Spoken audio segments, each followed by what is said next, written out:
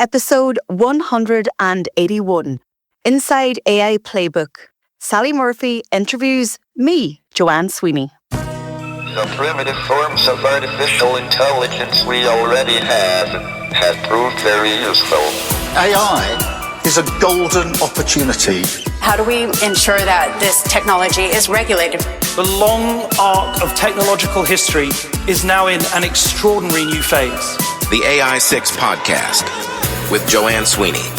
So continuing on with the 3-part interview series where Sally Murphy interviews me about AI Playbook and what drives me to put so much energy into writing. You're bringing us on this journey through this ultimate virtual reality tool, right? AI, right? But you're using this ancient art of storytelling. So you're mixing those two things together so beautifully. One of the things I will say to you, and I hope that you know this, is that you are an extraordinary writer. I mean, do you know that? Well, it's great to hear from an extraordinary writer that you think that. Writing is personal, Sally. You know this. Yeah. You know, releasing your writing to the world is nerve-wracking, especially when it's a book about AI. And I did a radio interview this morning before coming here. And the first question from the interviewer was, so you've written a book about AI. Tell me, did you use AI to write the book? Yeah. And that's going to be always the question. Yeah. And I said, I believe that when people read the book, they will hear my voice and they will hear my tone. Because when I started working with Orla Kelly, my publishing partner, and she hadn't read any of my previous books or my work, she said, wow, you're such a conversational writer. And I said, I know I'm not an academic writer. I like to write how I speak and make it accessible. But thank you so much. It's such a compliment coming from you. And I love writing. Yes, I know you do. And that's one of the things that I wrote about the book. I can see it written down in my notes here in front of me. I've written an incredible mix of both strategy and soul, which is true. There's this pulse, this heartbeat that you generate throughout the entire book. But the strategy is there, the tables are there, the terms are there, and I have a question about that in a minute, actually. I've written it's easy to read. I don't feel like throwing it across the room. And then I wrote feels human, beautiful tone of voice throughout. So that is really present in your writing. But I think that one of the things that I notice, and this is why it stands out from something that is written by AI, is that human tone of voice and a sense of pleasure. I get the sense as I'm reading the book that you really enjoy talking to me through the pages. Is that right? It's so true. And I thoroughly enjoyed writing this book.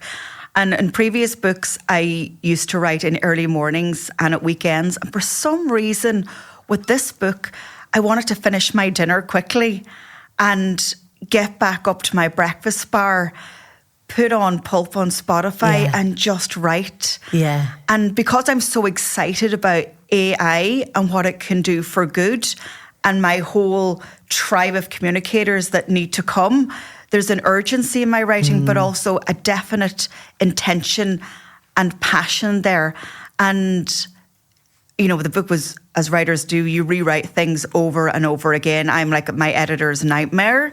Can we let it go? Just not yet. Give me one more day. Yeah. But I thoroughly enjoyed writing. And I'm so glad that you picked that up.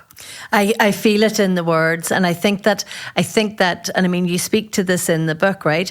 But I think that as we continue to hurtle forward in this AI landscape and as we navigate change and disruption in the way that we are, I think that when more and more people are able to understand that what they need to do is to tap into their unique tone of voice, say the thing that they know they need to say, and not worry about it being perfect and not worry about it being super polished. I mean, you spoke about this recently in a podcast episode of yours that I listened to, but it's that idea of, and in fact, you say it in your book, the real spark, the big idea, it still comes from you.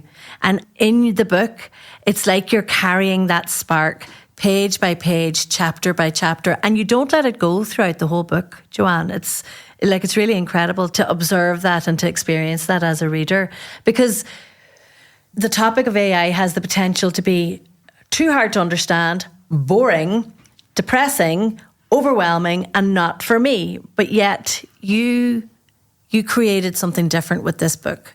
You invited me into your world. And I believe, and I'm biased, but I believe that the storytelling capacity that you have is a huge carrier of that spark, you know? I want to know about the love you have for writing and where that comes from. Now, I have the privilege of understanding the poetry of the landscape that you grew up against. And indeed, you open up the book, and I shrieked when I saw this with joy. You open up with a quote from Hemingway, right? That great author, right? There's poetry threaded throughout the book, moments, sparks, stories. Tell people about where that love of poetry, where that love of writing, where does that come from, and how did the place that you grow up in, the community, the landscape, how did it inform that approach? So I grew up in a very newsy household. So there was news always on the wireless, as my father called it, from early morning. We'd wake up to Morning Ireland, to the BBC News at night on the telly, and then the ITV News, because of course we grew up in Donegal, so we got the access to the English channels for free, beaming in from the north. And we had newspapers, the Irish Farmers Journal, because my dad's a farmer, the Sunday Press, the Sunday World, and then sometimes maybe the Irish Star if there was enough money for a daily paper. So news was always in our house. And a funny story that's not in the book, and I should have put it in the book, but my brother is 4 years older than me, and there's 8 siblings. But we were really close, but very competitive, and he'd never let me win anything, but he was a great training ground. And we used to read the paper and pretend we were newsreaders. And the competition was get to the end of this long form Sunday Press article without making a mistake. I don't know what the prize was, because I don't know, maybe I'd have to do his dishes or he'd have to do my dishes. And so news was there. But then so we're going to have to create a bit where your brother and you now get on camera together, and that's a monthly segment. That's some type of content there right now. We want to see that. Absolutely, and I hope I beat him, because he always used to beat me. The competition's still there. Yeah, oh, absolutely. But of course, he's a huge fan of mine, of course. But you talk about the landscape of Downings off Nadunov, you know, surrounded by beaches. If you go over the Atlantic Drive and you look to your left, you can see Scotland on a good day. You know, Boston is over the water, and then you come into Sheephaven Bay, and you know, you've got Muckish from my kitchen window. You know, you've got Downings Pier from my kitchen window. We were raised on those beaches around the Atlantic Drive, and I just think it's in you. It's in your DNA. Absolutely. It's the air that you breathe. It's the need for the wildness, and also I think a capacity to live on the edge. I think there's a resilience to coastal folk, and then particularly to people who lived in what was, you know, traditionally, politically and historically an area that was deprived in many ways, cut off from commerce, cut off from, and people in those areas like Nadunov, Downings, they had to create their own luck.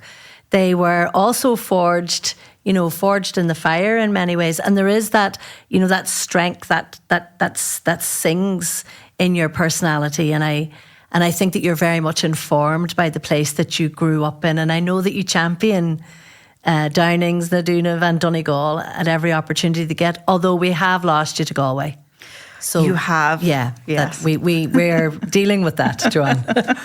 I want to ask you about your love of learning. And the reason why I want to ask you about your love of learning, so a little while ago you talked about, and I love this moment where, I mean, you know, the role of educators and the power of a good teacher, because I too have had that experience where teachers have helped me feel seen and that I belong and that I am welcome and that they believe in me. And those moments were turning points in my life. But that moment where the headmaster slaps you on the shoulder and he says, right, Sweeney, but the same rules apply. I just love that, because he wasn't you needed to show up, right? But I suppose what I wanted to say when you were recounting that story and then the support you got later in third level was that you obviously gave them something in return. There's a reason why they wanted to invest in you. They saw something in you, right? So I reflected on that as you were talking. But in reading your book, the book is really smart. Like, you are really smart, right? The traversing through the technical terms, right? You see, the capacity to be able to take a complex subject, right, and make it easy or possible, not always easy, but possible, and at times enjoyable for an audience to understand, that takes huge intelligence and skill, right? So you're really, and the other thing about the book is the expertise. Like, you know an awful lot about AI. Now, I know you have a podcast and it's over 200 episodes, and I know you've run a successful marketing and communications business for over 20 years, and I know you wrote the book on AI, but even I, knowing all of that, was reading the book going, God, she's smart. Where does that capacity for intellectual rigor, that love of learning, that ferocious, that there's a ferocity in it? Like, I don't believe that you would have let that book go with any part of it not being how you wanted it to be. So yes, we've got the storytelling, and yes, we've got the soul, but there is rigor, academic and intellectual rigor woven throughout that book. Who taught you that? Who showed you that? Where did that come from? I absolutely loved school. I used to do my homework 4 times. I'd rip out the... Sorry, hold on a second. Just for the people in the back who didn't hear that, can you say that again? I used to do my homework 4 times. I'd say, Joanne, that's not good enough. And I'd rip the pages out. I was 10 years old. Now, some people might say maybe I should have seen somebody about that. But I like to think that I was just tapping into that hunger and that insatiable need to gain knowledge. Yeah. But the other thing is, Sally, I always stayed in my own lane. I've stayed in storytelling, in communications, in reporting. And yes, I'm an educator now. I impart that, and I, do strategy and advise. But I just loved getting an essay for a weekend. Everybody else would be slamming their fists on the desk. When our English teacher gave us an essay, I was like, let's go. I still remember the feeling of writing essays about Shakespeare, about poetry. Then I studied English, sociology and politics at university, and the essays were longer. Yeah. And I was like, wow. Did you handwrite your essay? Yes. I did English literature, handwrote my essays. Handwrote them, and then I did a master's in journalism, and I had to do a thesis, and I joined Highland Radio, and I was a broadcaster and reporter, and I was like, I'm getting paid for this. Yeah. So and also the storytelling and knowing that every human has multiple stories that are worth hearing, that need to be heard, and also the catharsis. It's so cathartic telling a story and releasing a story, and when you're heard and seen, that makes a huge difference. So I've always loved learning. And then, 10 years had passed since my second master's, which was in digital marketing. And I said, how are my peers and the market going to trust me if I don't have a qualification in this knowledge? So then I sought out, well, where can I find academia that will qualify me in AI? Yeah. And that led me to Harvard earlier this year. Yeah. Which was a dream that was never on my bucket list because I never thought it would be possible. Why did you not think it would be possible? I mean, I just didn't think that I could pull up a seat there. Right. Yeah. But when I did pull up my seat in July, I felt very at home. See, one of the things, and there are many, that I really love and admire about you is that we were together about 2 years ago at an event or something like that, and you said to me, I'm going to do more work in America. I'm interested in working in America. I'm interested in politics. I'm really pulled to that. And then, X amount of months later, I'm like, and now she's going to Harvard. There she goes. Off she goes, right? What I admire so much about you, again, is your tenacity. And also, and this is really important, that you stay ahead of the curve. You see, what people don't know is that you know, the first time I meet you then is when you're back in Highland Radio, and people used to talk about how good you were. Like the first time I heard somebody talk about you, it was because we have a mutual friend that you worked with. They were like, she's amazing. She's such a hard worker. She's so smart, and she doesn't suffer fools. You know, so your reputation preceded you, and I have no doubt that it always did. And so I know that you know, this capacity to achieve and to stay ahead of the curve. I'm not one bit surprised that took you to Harvard, Joanne. I'm not one bit surprised that you realised that you needed to create a podcast, a bite-sized podcast, 6 minutes with a longer episode on a Saturday, AI6. You launched that at the start of 2025. And then in the summer of 2025, you take yourself off to Harvard, arguably the best university in the world. Tell me about that experience, and tell me about the impact that experience had on the book, because you had already written most of the book by the time you got to Harvard. It was 85% complete, 90% complete. Yeah, it was with my editor. She had the manuscript, and she was just it was being proofread actually by Mary. Mary was proofreading it while I was in Harvard. And can I just say that I had the most wonderful experience. I'm so glad they let me in. And I made the list of 73 because there was, you know, an application process, and there was a wait list, and some people had applied in consecutive years to get their place. Well, it's competitive. It's competitive. And can I just say that picking up my Harvard satchel, going into the Hemicycle lecture hall and seeing Joanne Sweeney Digital Training Institute on a seat right in the middle, I think I got the best seat in the house, and being immersed for 10, 11, 12, 13 hours a day in AI and public policy with some of the best brains in the world, not just the professors, but the colleagues who attended. There were so many times, I was just saying this to my mother a couple of days ago, there were so many times when I was sitting in that seat where the emotion came from my toes up to my heart, and I said, wow, this is amazing. I was so grateful to be there. And why am I crying? Because I went to Harvard. Because it's emotional. But it meant so much to me. And then I probably became annoying because I kept asking so many questions. Well, I mean, you are the girl. The 10-year-old that did her homework 4 times is still in you.